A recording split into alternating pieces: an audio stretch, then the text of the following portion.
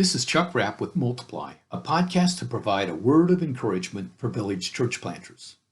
During 2022, my theme has been 10 Principles of Spiritual Leadership. In my previous podcast, I introduced principle number 8, which is provide feedback. We discussed positive feedback and how this affirms and encourages those who follow us. The other side of this principle is corrective or negative feedback. As I mentioned last time, it's the responsibility of the leader to share both positive and negative feedback to those under their leadership. We described feedback as evaluative or corrective information about an action. One of my favorite Bible stories about corrective feedback is found in 2 Samuel chapter 12. God sends the prophet Nathan to confront King David about his sin with Bathsheba. Nathan tells a story about a rich man and a poor man. In verse 3, the poor man has nothing except one little ewe lamb. In verse 4, the rich man takes that poor man's lamb to provide a meal for his visitor. As a result, in verse 5, David's anger burns against the rich man. Verse 7, Nathan shares the corrective feedback. You are that man.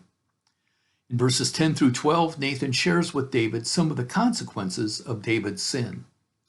And then in verse 13, Nathan's feedback results in the desired result. David repents, saying, I have sinned against the Lord. David takes the desired corrective action. Well, here are some leadership principles that I see in this encounter. Number 1, Nathan approached David in the context of relationship. They knew one another as seen in 2 Samuel 7.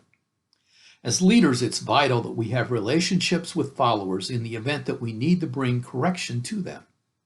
King Solomon recognized this and wrote about it in Proverbs 27, verse 6.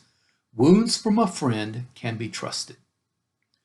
Chapter 12, verse 1 in 2 Samuel tells us that the Lord sent Nathan to David. As leaders, we must always keep in mind that we are the Lord's representatives. When it's necessary to provide negative or corrective feedback, we must do so in a way that honors our Lord. Third, the goal of negative feedback is corrective action on the part of the feedback recipient. Notice that Nathan did not berate David. However, he did help David see his sin. As leaders, the goal of our feedback is redemptive. It is intended to correct or restore. And fourth, we cannot ignore the consequences of wrong behavior. In our story, David's and Bathsheba's child died. Occasionally, there may need to be consequences that accompany our feedback. Remember, the goal of our negative feedback is redemptive. It is intended to correct or restore. This has been a word of encouragement for village church planters.